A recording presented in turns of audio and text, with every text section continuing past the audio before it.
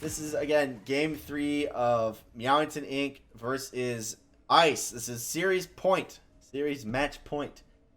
Let's see what each team can pull out here. Again, we've seen TurtleCreations on that Cassiopeia has gone super hard every single game. And I think, I'm pretty sure Meowington is flawless with TurtleCreations as Cassiopeia, if I'm correct. Or did they drop one game? I believe they're flawless with that, and I think the Sejuani too. I can't remember if we played it last week. I do believe we played Sejuani last week. I don't know if we played Cassiopeia. Oh, well, we can figure that out later. Didn't play Cassiopeia for sure because TurtleCreations is toppling. Right, yeah, we didn't. But I'm pretty sure we did play the Sejuani last week. So it'll be very interesting to see what TurtleCreations can pull out with the Cassiopeia. Actually took TP instead of Ignite. Again, it's looking like that's 3 TPs going over to Meowington. So their global map pressure is crazy with all the TPs. name of the game for this, I guess, is map pressure. Right. This is very interesting. This is actually interesting for me because this is going to be the first Game 3 that we've seen this series. If no one knows, GGLeagues actually did change it to where all games are best of 3. So this is the first third game that we've seen. So it's going to be very interesting to see how each team is going to deal with the mental fatigue and the physical fatigue of being so late, especially in Central. Dan and Will, for sure. It's almost midnight, right? Right. For them. It's like 10:15. They're in Eastern time, so. Right. So it's looking like both junglers did start at their blue buff, and they're both doing a full clear blue. Pretty normal stuff. Pretty stuff that we've seen a bunch. Annie is just being Annie. So actually, all these lanes are pretty oppressive for each one to deal with. Little fight going down in the top lane. Fortunately, Mordekaiser did get that early level 2.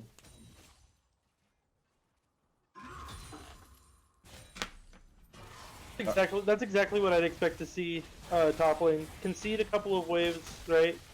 Get what you can, but then come back stronger. Because Mordekaiser is that more dominant character in the early game. Right. But Ornn scales much, much harder than Mordekaiser does.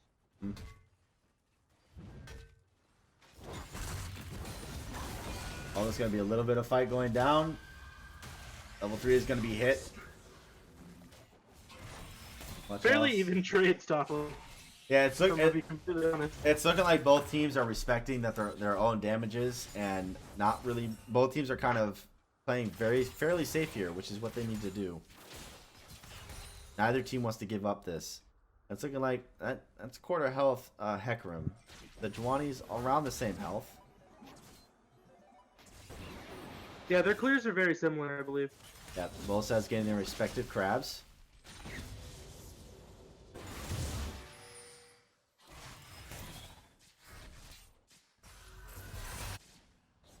Like something. Good amount of poke damage from the Cassiopeia into the Annie. That's what I'm actually shocked about. Yeah. Is the Annie's not punishing the poke as hard.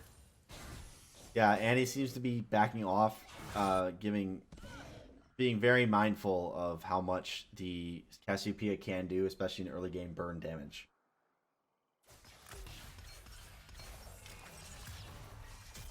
Looking like the Swain is also giving respect to the Lulu. Swain is not going as aggressive as they used to last game.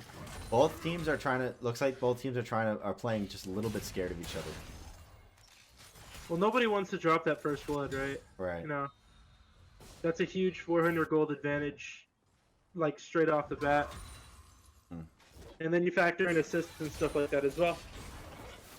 So Lulu, nobody wants to give up that big advantage. Yeah, Lulu doing Lulu things, being oppressive, hitting the polymorph, poking down the. It's a good chunk from the Ezreal though. Yeah, getting the chunk back. Stun is gonna go off. Unfortunately, not much else damage is going to happen.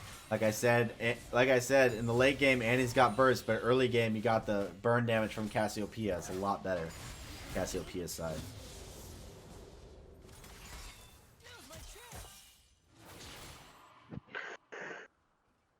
Dragon is spawning. That's going to be an actual Cloud Dragon first spawn. So that means we're going to... That means there's going to be no Cloud Soul this game. No Cloud Soul. It's the stuff they talk about in story tales. I don't think it ever actually happens. Yep. It's like Happy Ever After. Like, yep. Right now, top lane. Right now, all the lanes are pretty much staying even. Mordekaiser does have that CS lead, but Ornn does have the item lead with Ornn's passive. Other than that, CS is pretty even. You got mid lane CS a little early. Hook is gonna land onto the Jhin. Nothing else is gonna happen though. Unfortunately, as much as early game, Swain wants, Ezreal cannot really answer that early game as hard as a Caitlyn or Jhin can. It's looking like Ice is gonna start the dragon early. You're gonna try to already gain that drag pressure, and it looks like Dan is not gonna be looking for it. So free Cloud Dragon going down to Ice. It's gonna be a second dragon spawn of being Ocean. Again, uncontested from Meowington. If they weren't careful, that Swain W almost stole that dragon. Almost.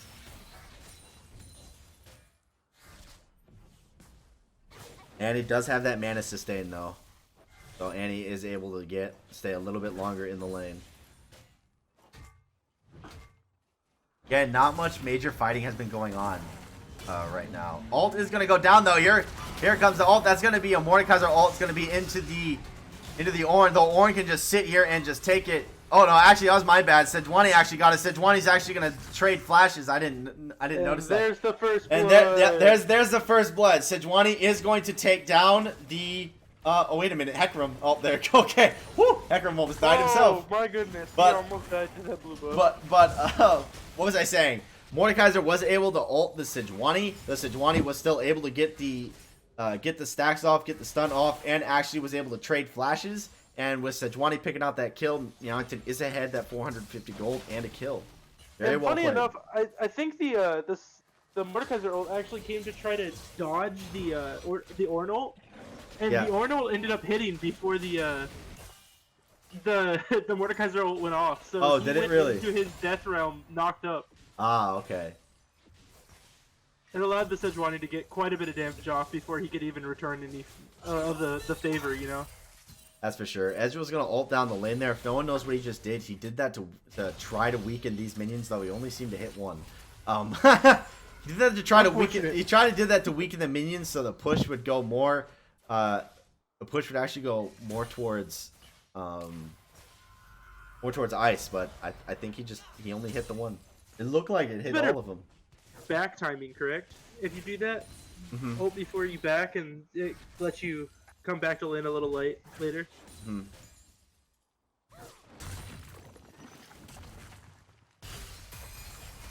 It's looking like they're able to push and get some tower plates off. It's one thing Meowington has been good at. It's been getting those tower plates. Yeah, for sure. Always being up at least 3 towers to the. Oh, that's gonna be. Oh, the ult's actually gonna go down though. Oh my goodness, that's gonna be another ult. The ult's gonna go down from the Sejuani. Sejuani is gonna get the kill onto the Hecarim, although unfortunately, I think the Annie is gonna take down the Sejuani. That's gonna be a double kill for Annie. That's gonna put Annie at 2-0. That is not something you really want Annie to do in the early game. But that gank, very well played from Ice. Unfortunately, Dan was just a little late to answer that.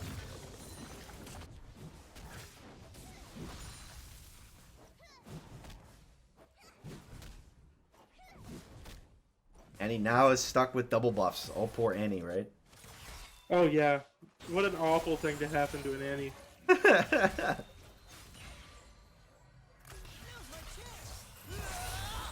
Another Ezreal ult's going to come through. That one, I think, hit the one minion in the front. Okay. Nice. Yeah, only hitting that one minion.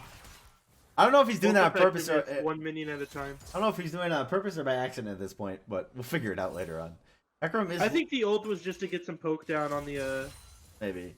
Hecarim is looking to try to get something. It's looking like in that tri-bush. They do have a pink ward. No other vision is there, so they do not know if they keep pushing up like this. Hecarim's going to be looking for something.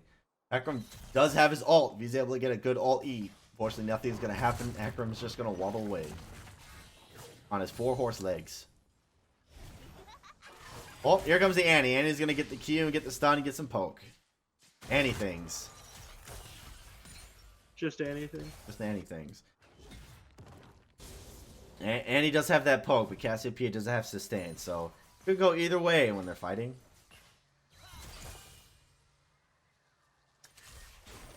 This game definitely being played a lot slower. That's going to be a hook actually going to be going on to the Lulu. Lulu is going to flash. Oh, here comes Hecarim. Hecarim, well, he was in his E, but decided to cancel out of it. Decided not to go in. Even though Will is very low on health. Mana. Very low on mana. Top lane, too. Big damage top lane. That's going to be an Ocean Dragon is spawning in 10 seconds. Oh, that's going to be... Oh, that was a gank going down. Did not actually notice that. Whoops. But that's going to be mid lane. TurtleCreations is going to take down the Annie, but the Annie is going to get the repeat kill, making it 3 for 3. And it's looking like Ice is starting Dragon again. Ocean Dragon this time, though. Dan is ready. So is Matt. Here comes the Ezreal ult. It's going to come down. It's going to most likely hit 3 of them. They're low. Here comes Sejuani. Sejuani's going to try, but unfortunately the smite is still going to go through. That is going to be another drag for Ice. That's going to give them the Ocean Dragon. That's going to be a Mountain Soul. Splashes are going to be used. Unfortunately, no kills are going to be found there. Very good try. Flash and heal from Jhin.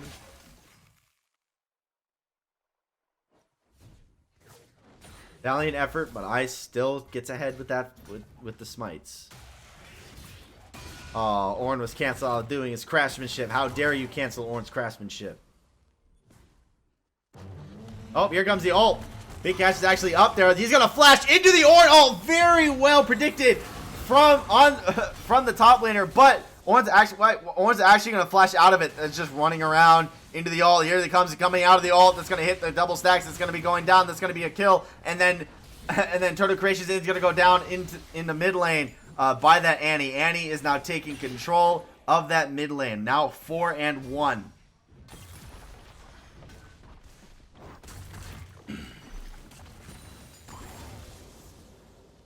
This looks like it's gonna be a Sejuani versus Annie game. Yep, and that's gonna be Dan starting the Rift Herald.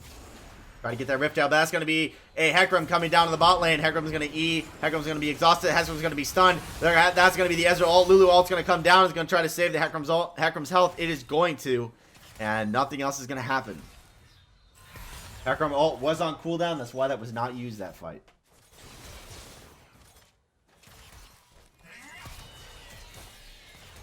That's going to be the Rift Herald going down on the side of Meowington, giving the Rift Herald in the pocket of Dan.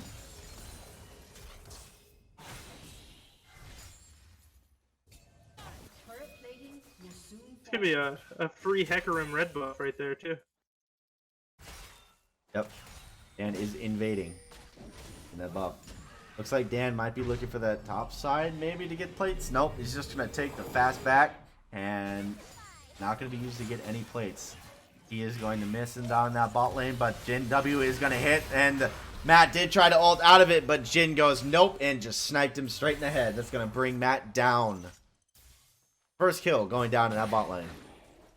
And here's the weird thing again. We see Ice up 1 kill and still down about 1,000 gold. Yep.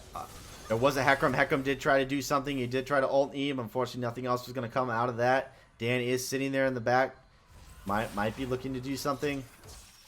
But doesn't look like anything else is going to come through. Traded kill into that mid lane again. I keep missing these fights. I need to pay attention to these. Oh, and then Sejuani is going to take down the Jhin. Alright, Sejuani is going to take down the Jhin. Very good play. That's still going to be traded. That's going to bring him up. 6-6 again. Mid lane is just trading blows, and the fact that Annie is 5-2 and is still trading with the Cassiopeia is very, very well played from TurtleCreations. Yeah, the Cassiopeia is scary. I mean, it's not something to be, looking at lightly. It's definitely a threat still. Yep. First charge is gonna go down. That is gonna give Meowington first tower. First tower, which is again something Meowington has been very strong at doing. That raises the gold lead actually to like 2.4k. Yep. 2.5k. Now we've got this soul being a mountain soul. It's looking like both teams are gonna really enjoy that mountain soul, whoever gets it. Yeah, for the side of Meowington, it's just a little less burst from the Annie.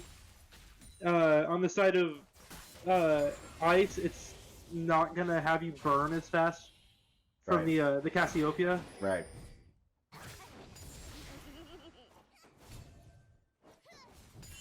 Now, if I was gonna make a call right here based on posture for the dragon that's gonna happen, I would say that Meowington is in a little bit more of a favorable position with the Sejuani taking it back right here. She'll be able to run straight down to it. The Hecarim is actually doing Sejuani's blue buff right in front of her. Mm-hmm. But we do have that dragon spawning in 20 seconds. Cassiopeia was able to get that mid priority, and it's looking like Ice might. Nope. Dragon is spawning in 5 seconds. We see they're gonna actually spot the Hecarim doing his chickens, and it's looking like no team's actually going for the dragon off spawn. I want to see one of these fights. Here we go. Flash is gonna go down. There's gonna be the straight kill. That's actually gonna be the kill onto the Cassiopeia. Here comes Teddy Bear. Teddy Bear is gonna bring him down to 20 health. 20 health he was at, but here comes Hecarim. Hecarim's got something to say to this. Hecarim did goes for this, and Hecarim's not going to find it. Cassiopeia is going to walk away with her life. Very well played from TurtleCreations, starting with that fight. And that's one of those things that you were talking about, right? The Annie was 5-2, the Cassiopeia 2-4. Like, in no way should the Cassiopeia be winning that fight, but she is. Right, so, she's able to out-sustain an Annie. Even so, Annie needs to one-shot the Cassiopeia, otherwise that will happen. The pick-off from the Hecarim will allow Meowington to get their first dragon of Game 3. That's going to give them to the first Mountain Drake with the dragons coming back. If Meowington does get sold this game, this is huge. That's 4 Mountain Drakes. They are going to be tanky. Right.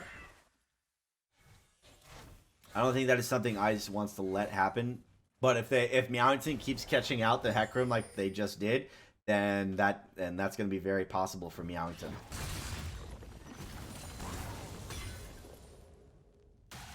And here's the thing: the Ornn might be down a little bit of CS, but he's not like he's got 2 assists to the Mordekaiser's 2 deaths. Another fight did almost start, but Lulu is going to be there. Ezreal's actually going to come down. It's going to tag nobody. Lulu was there to help, though. Here comes the next gank coming. That's gonna be another gank coming down. Ornn Mordekaiser ult was actually canceled and went through. Both flashes are going down. The ult is going down. That's gonna be Sejuani getting the kill. What happened to Mordekaiser? That was Ornn E used to potential. He's unstoppable while Ornn W, sorry. Used to his potential. He's unstoppable when he's spitting the flames. Oh, and so okay. He timed it perfectly correctly to the Mordekaiser ultimate, making it so that Mord couldn't ult the Ornn out of that fight. Interesting. That actually also put the Mord ult on cooldown. So then we got the Ornn TP down in the mid lane is going to try to get that mid lane pressure up there. They are going to try to go. Ornn E is going to hit on the Lulu. Lulu is going to ult the Hecarim. Hecarim is going to try to do something. Annie did ult with the Tibbers. There's Matt is going to be sitting there in the back line. Matt's going to use the stopwatch to try to get as much health as he can. Unfortunately, Matt will go down by the Annie, but so is the Sejuani. Sejuani sitting in the back line. Unfortunately, Ezreal ult's going to go down. Is going to take down the Annie. Cassiopeia is going to take down the Hecarim. Cassiopeia is going to keep fighting. The Burn is going to take down possibly the... Nope, Burn's not going to take down the Mordekaiser. Mordekaiser is going to live, but the Ezreal will take down the Lulu from his Qs and autos. Bringing down that also give Meowington allowed to take down tier 2 mid lane. Meowington wants to win.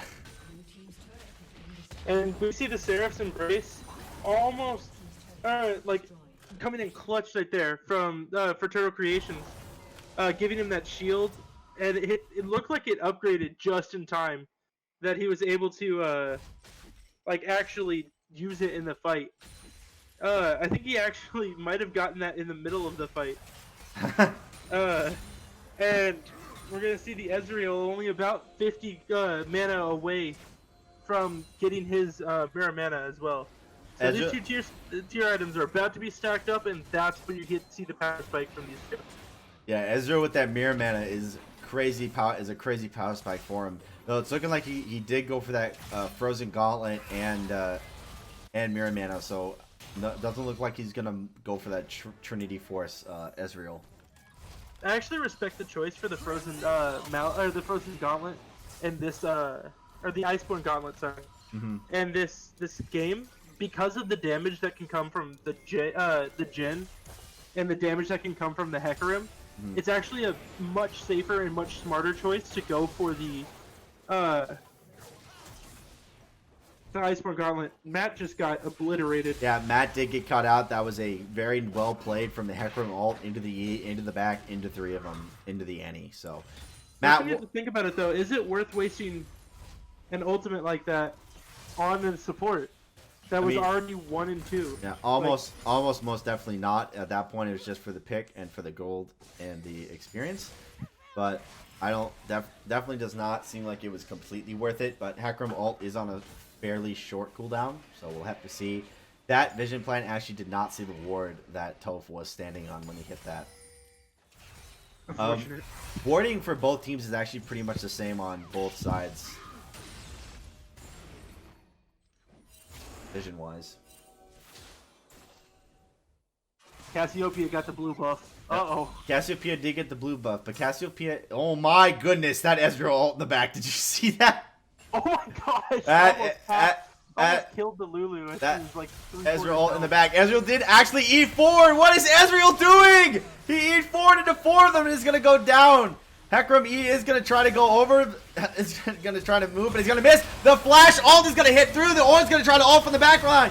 The Cassiopeia is stuck. The Cassiopeia is stuck in the Mordekaiser ult. Mordekaiser is going to go down. The Swain is going to take down the Annie. And the entire team of Ice is going to have to go back to lick their wounds. The flash E from Topherdragon, I don't know what that was. that was I don't know what that one was.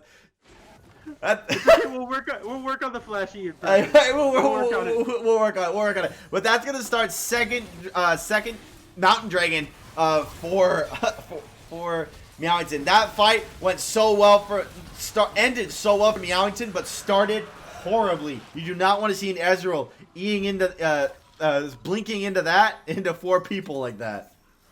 Meowington said, "Hey, you want to kill our ADC? Guess what? It doesn't matter. We have a 6-in-1 Sejuani. She's just gonna roll through all of you." Right. Our Cassiopeia, 2 full items. What are you gonna do about it? Yeah, like we said, Cassiopeia has been a force to be reckoned with. Actually, the Sejuani is gonna get caught out here for that, but it's just gonna queue over the wall, walk away. It's fine. We're all good. That's what I love about Sejuani, right? Is she is a tank, but she's also hyper mobile.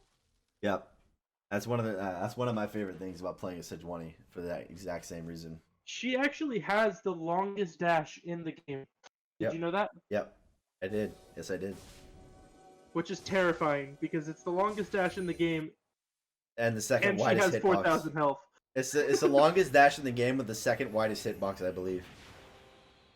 It's insane. The only other hitbox I think trumps that is Nautilus Hook. Nautilus Hook is broken.